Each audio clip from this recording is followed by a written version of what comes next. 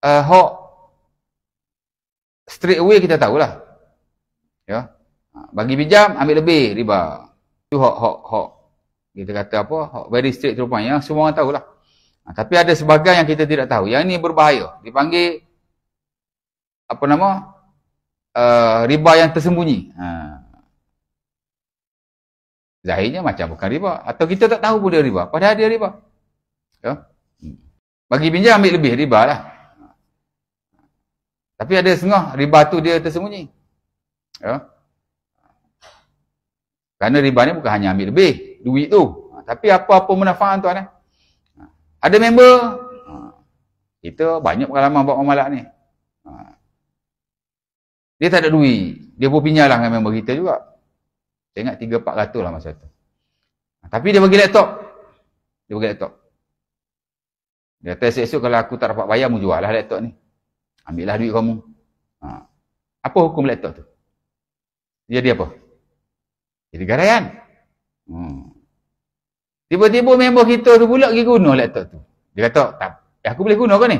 Alah gunalah, dah mau pergi ke laptop ni, aku gadar ke? Mu gunalah.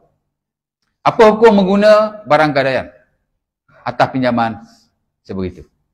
Hukum dia riba dan haram. Apa orang tak tahu?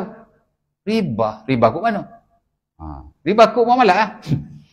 Pasal tuan-tuan, once tuan-tuan memberi pinjaman kepada sesiapa pun, tuan-tuan tidak boleh ambil sebarang manfaat. Bukan hanya ambil lebihan, tapi sebarang manfaat, termasuk menggunakan barang gadaian yang diberikan oleh si peminjam itu. Saya pun tak tahu dulu. Cerita dia, saya nak beli. Tu, laptop tu. Lalah jual dah. Moga member tu tak boleh bayar. Ya. Pasal member lain cakap lah, Ustaz mu nak laptop, mungkin belilah. Dia kata, hutang itu tak boleh bayar. Anak pergi tanya, dia kata dia jual dah. Kawan juga, kawan belakang tu. Tapi hak min dia tu mati dah. Bini dia cikgu. Ya. Masa tu anak nak laptop kecil, anak ada laptop biasa ni. Tapi anak nak hak kecil. Dia panggil apa laptop kecil tu? Anak pun lupa lah. Ya, masa tu anak nak buat ni lah. Nak buat sama apa itu. Senang kalau kecil, kalau besar payah.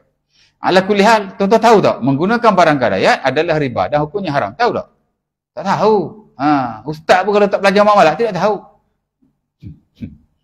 Ya.